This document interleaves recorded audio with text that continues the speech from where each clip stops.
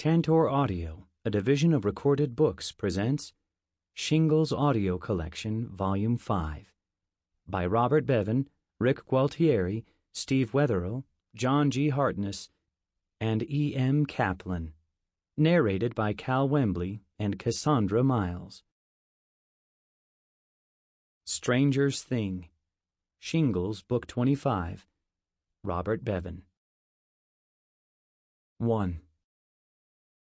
My favorite thing about summer is hanging out in Gil's basement, drinking expired tab and playing Caverns and Creatures with my friends. Luke is black and Justin was raised by wolves. As for Gil, there's not much to say about him except that his mom is the town whore. We all met a couple of years ago when Justin jumped out of the woods and attacked me on the way to school. Fortunately, his teeth had all fallen out from malnutrition, and his bites were more like aggressive kisses. Luke and Gil ran over to laugh at me getting assaulted by a naked feral boy. Before long, we were all best friends. Tonight would be an extra special night. I had an adventure prepared for them that was going to blow their minds. I threw a bedsheet over the lamp to make the mood more dramatic, then held up my brand-new, shiny red 20-sided die. "Which one of you wants to roll?" "Roll for what?" asked Luke. I narrowed my eyes and grinned at him. "To determine the fate of the party." "Shouldn't you describe where we are and what's going on first?" said Gil. Yeah, Justin agreed. It was just like them to pester me with stupid questions in the middle of the action. But after all the hours I'd put into this adventure, I wasn't going to let them ruin my mood. "I don't tell you how to run your campaigns when you're the cavern master." Luke laughed. "That's because you're too busy whacking off to Gil's mom and Hustle Whore magazine." Gil's panicked gaze met mine, as if he was pleading with me to deny it. "Mac, is that true?" I broke eye contact and glared at Luke. "Oh, like you don't keep that exact same issue under your pillow." "How do you know that?" Luke wasn't laughing anymore. "Guys," said Gil, "can we get back to the game?" "Sure," I said, "as long as you guys are ready to stop interrupting me and one of you rolls this die." Yeah, said Justin. He drooled heavily as his mismatched eyes struggled to focus on the die in my hand. "Okay, Justin, the fate of the party is riding on this one roll. Roll below a 14, and you all die. 14 or above, and you defeat the monster." "What monster?" said Luke. "You haven't told us about any monster." I shot him another glare. "It doesn't matter. Do you want to play the game or not?" Luke sighed. "Fine." I slid the die across the table to Justin. "Good luck." Yeah. He grabbed the die and shoved it into his mouth. "No!" I cried. "Stop him!" Luke grabbed Justin's arms. Yeah! Gil pried his mouth open and looked inside, then shook his head. "It's no use. He swallowed it." "Damn it, Justin," I said. "That's the 8th one this week." "What are we going to do?" asked Luke. "How are we going to finish the adventure?" I thought for a moment. "We need to make him vomit. Gil, how does your mom make herself throw up after she eats?" "She shoves one of those plastic sausage things down her throat. You know, like the ones they have displayed in the window at Hello Titty." "Where does she keep it?" Gil shrugged. "She's got a ton of them. She's always leaving them around the house. There's bound to be one down here somewhere." "I found one," said Luke, pulling a large purple sausage out from between 2 sofa cushions. He frowned as he held it up. "Why is it all sticky?"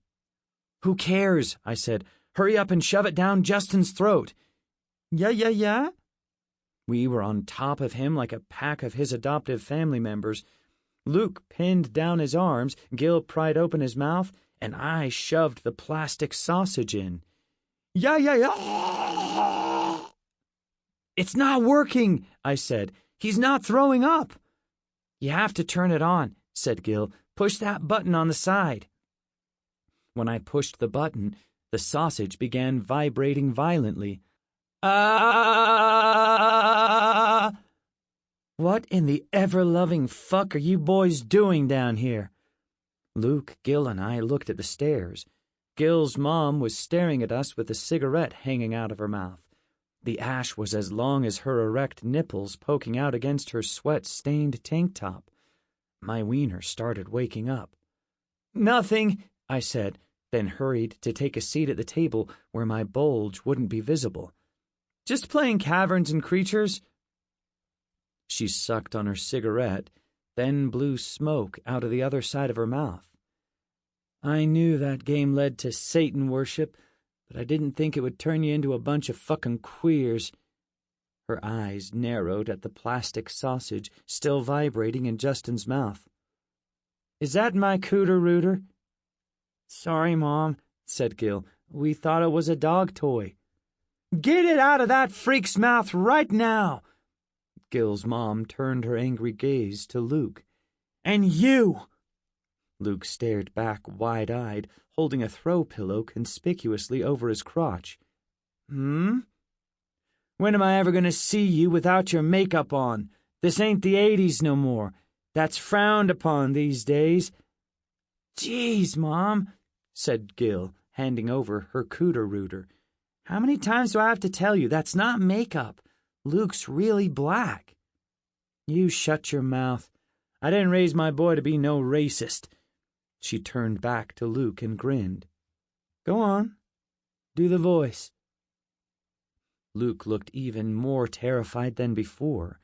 He turned to me as if looking for some clue as to what she was talking about, but I had no idea.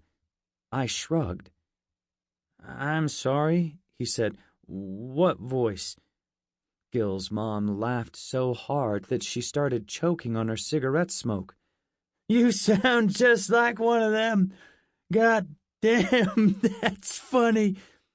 She got her laughter under control, put on her serious face, and wagged her cooter-rooter sternly at him.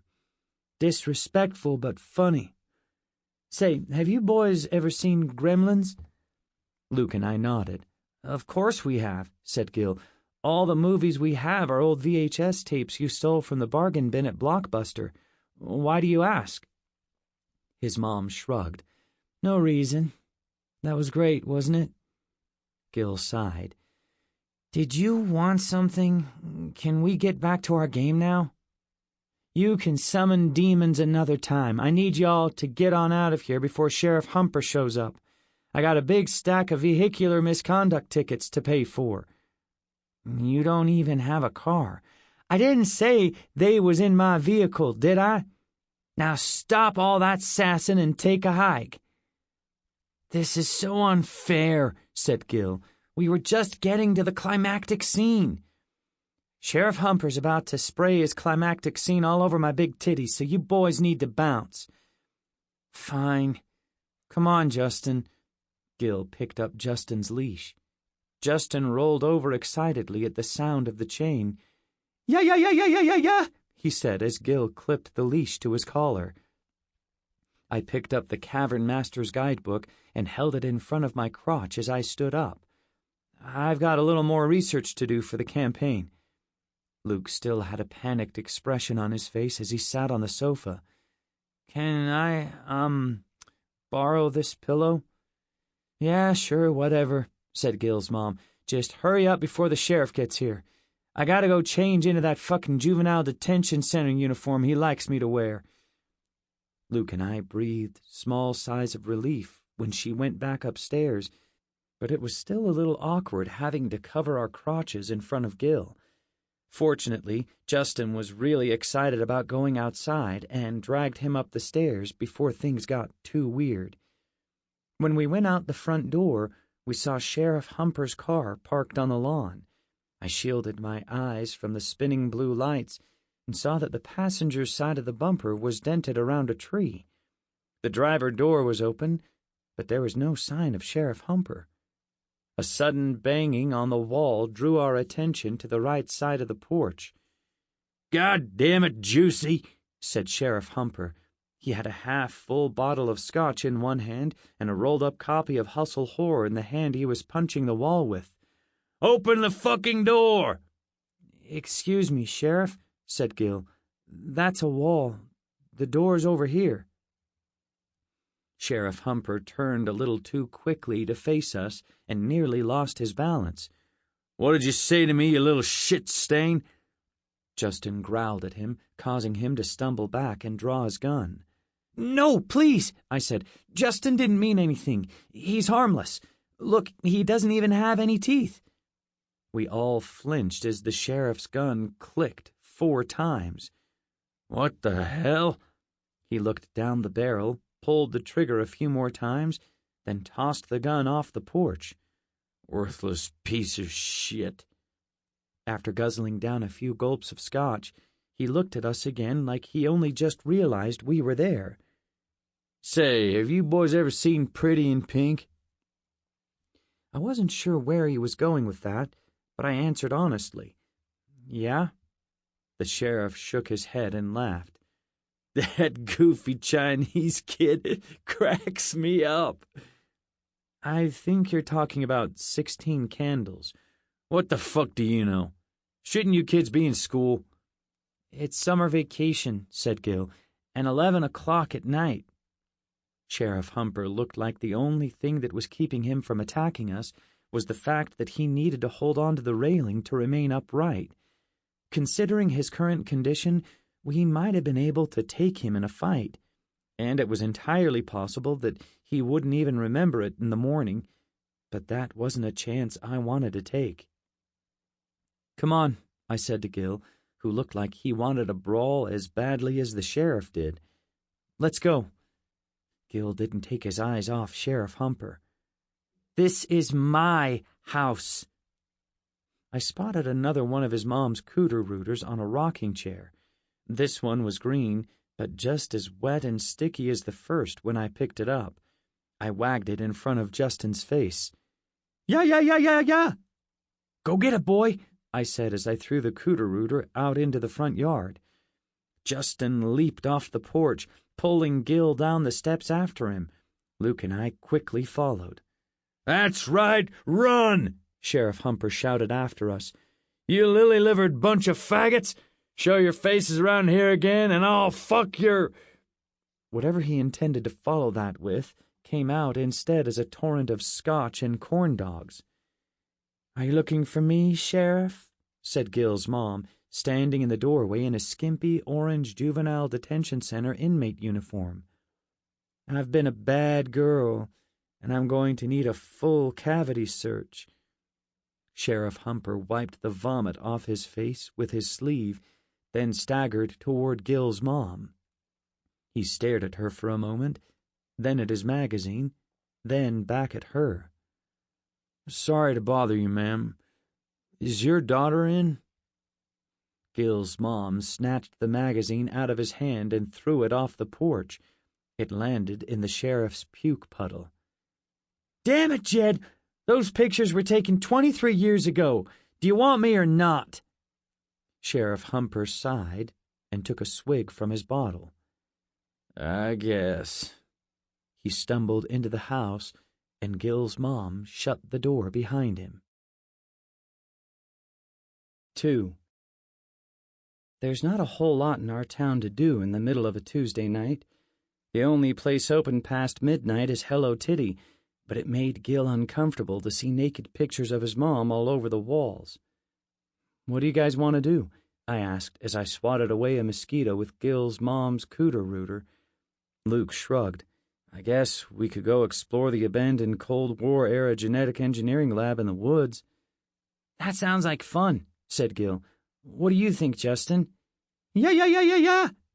With nothing but our cell phones to light the way, we entered the woods behind Gil's house. Neither of them would admit it, but I could tell that Luke and Gil were just as creeped out as I was. Only Justin seemed to genuinely enjoy the walk, constantly sniffing the ground and occasionally lifting his leg to pee on a tree trunk. 45 minutes later, we finally made it to the wire fence that surrounded the perimeter of the lab. Justin immediately dragged Gil to it, and lifted his leg. "How much pee can one bladder hold?" asked Luke. "Did you take him out this afternoon?" "He doesn't let it all go at once," said Gil. "He only squirts a little in one place at a time. He's marking his..." "Yeah!" cried Justin, then curled up to lick his electrified junk. I used to feel sorry for him, but there were definitely some perks to having been raised by wolves and having no teeth. Luke was the first of us to stop laughing. He scratched his head thoughtfully. "I thought this place was abandoned a long time ago. Why is there still electricity running through the fence?" "I don't know," I said, "but I didn't bring any wire cutters or rubber gloves. We're not getting in this way." Gil stared up at the top of the fence. "It's too high to get over. The ground's too hard to dig under. Maybe we should just go back." "Back where?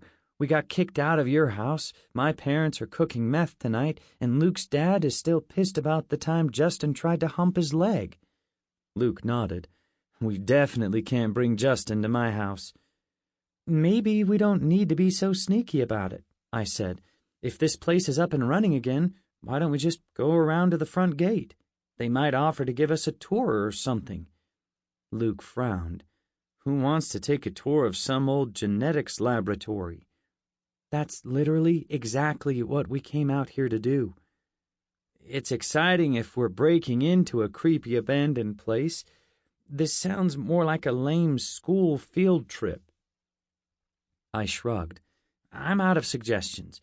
We can check out the front gate, or we can stand around here and watch Justin lick his balls." Luke glanced down at Justin, then quickly turned away. "Fine, let's go." We backtracked a little so that we could approach from the road rather than make people suspect that not sneaking in was our second option. The gate was ajar, but the light inside the little guard station was on. We weren't going to be able to just waltz right in there. We moved toward it slowly and cautiously. I wasn't sure why I was so nervous. We weren't trespassing as long as we were on this side of the fence. There was nothing to worry about, but I couldn't shake the feeling that something was very wrong. "Halt!" said a fat, sweaty man in a season-inappropriate fur coat and matching cylindrical hat as he stepped out of the guard station. "Is not playground here, yes? Go to home with you." He had a thick Russian accent and carried a large black assault rifle. Justin growled at him. "We're very sorry, sir," said Gil. "We'll be on our way now." He tried to back away, but Justin stood his ground and snarled at the guard. "Quiet, Justin!" I snapped. We'd already been shot at once tonight because of Justin's growling, and I wasn't about to bet our lives on this guy's gun also being empty. The guard's jowls shook as he laughed. "He's cute little dog boy. In my country, we also keep, how you say, retards as pets." "Justin isn't retarded," said Luke. "He just had a different upbringing than the rest of us." "I like you boys. You are fun, and I get so few visitors here. My name is Sergey." "I'm Mac," I said, "and these are my friends, Gil, Luke, and Justin." "It's pleasure to meet you. You want to come inside, see my thing?" We all took a step back.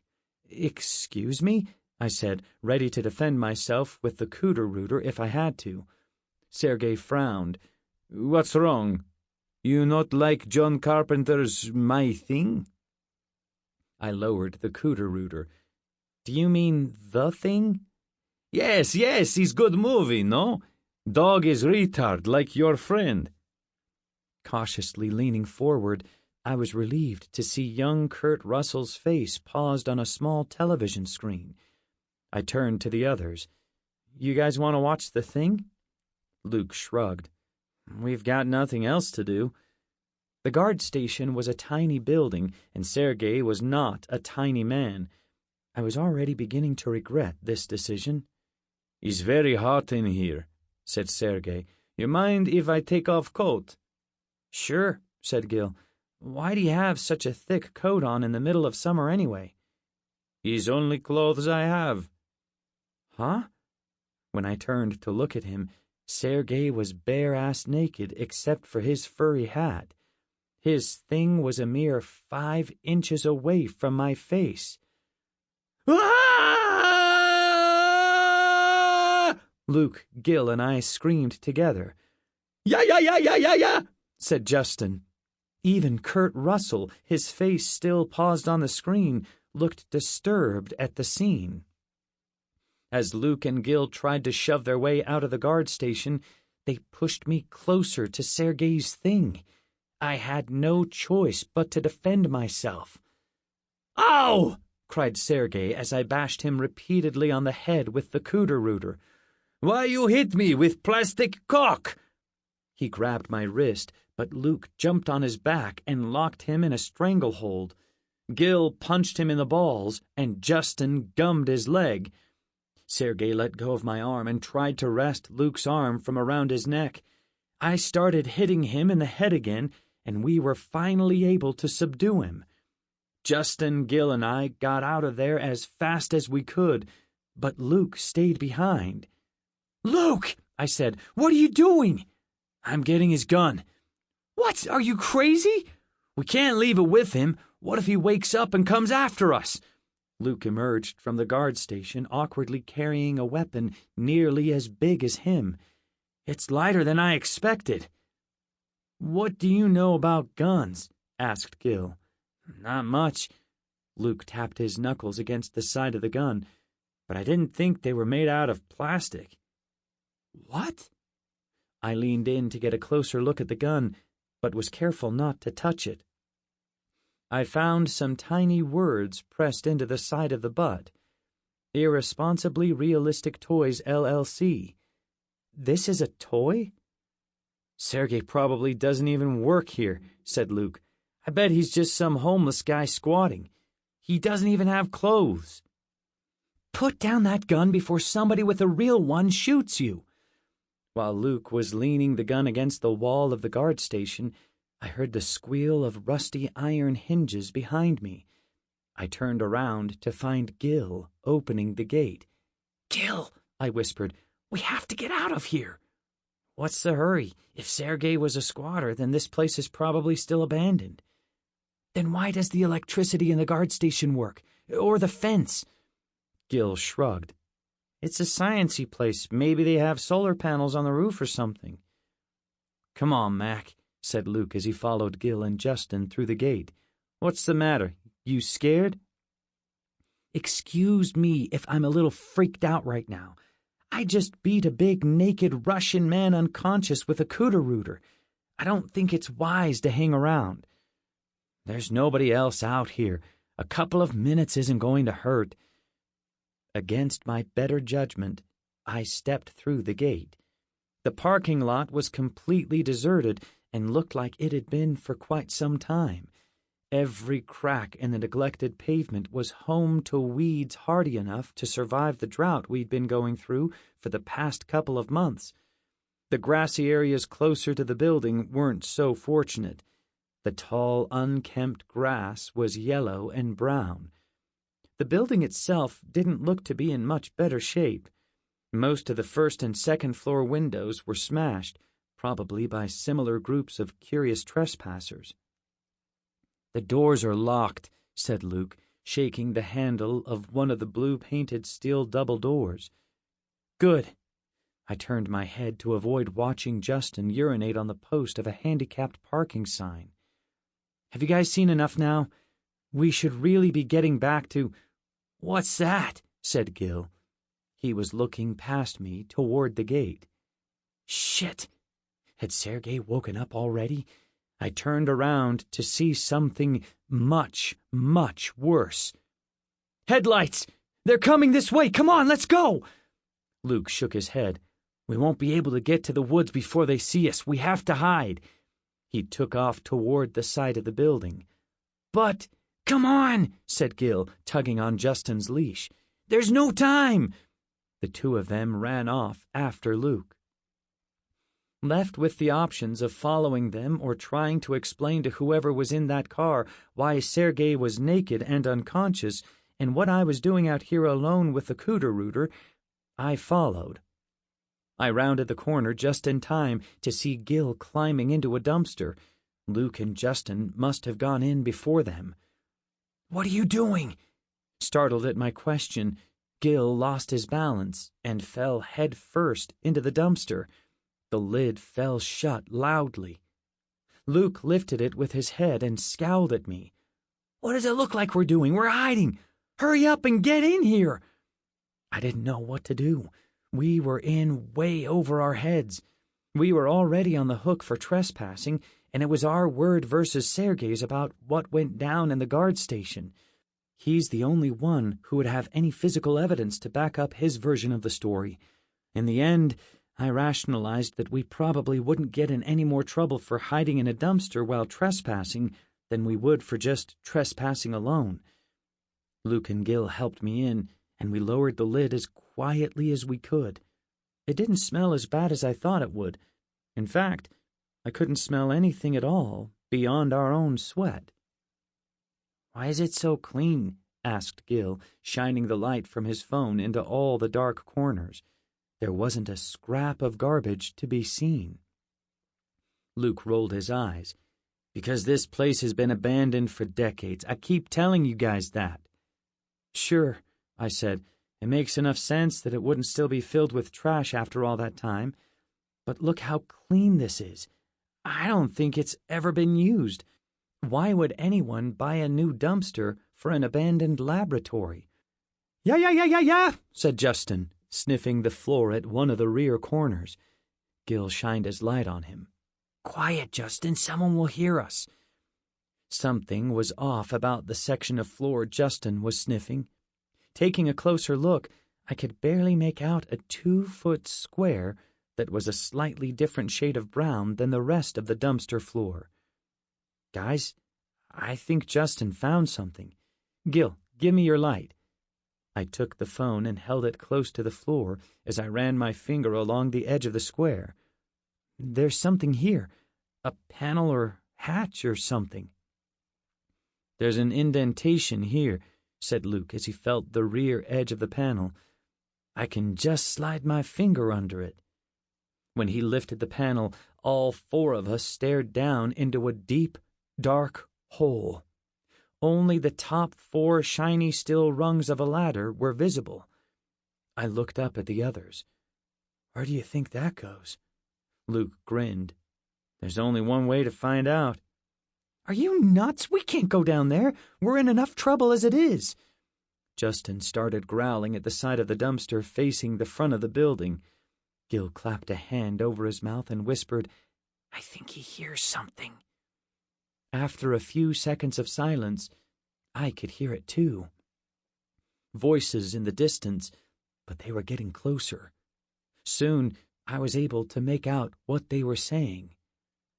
"Let me ask you something." It was an American accent. "Have you ever seen Ghostbusters?" "Of course, it's classic." This one was Russian, but it didn't sound like Sergei. He laughed nervously before butchering some theme song lyrics. "Something is strange in neighborhood. Who are you calling? Ghostbusters!" The American laughed. "Yeah, that's the one. Is why you bring me to side of building to ask me this?" "No, I just really liked that movie from 1984. Tell me, Levka, why do you think I asked you to join me here in this dark place where no one can see us?" "You want hand job?" "I'd love a hand job, Levka, but I'm afraid that's not in the cards." "Are you sure, Commander? I give very good hand job. Is like make love to bear." "Oh, I have no doubt you give excellent hand jobs." "To yourself." "Is crime in this country? You never, how you say, stroganoff before?" "Oh, I used to stroganoff, comrade. I could stroganoff like no man you've ever seen, but I didn't get to where I am today by stroganoff on company time." "Of course not. He's unprofessional." "Then how do you explain this?" There was a clicking sound, like a briefcase being opened, then a rustling of papers. I don't know, said Levka. I never see before in my life. Sample complete. Ready to continue?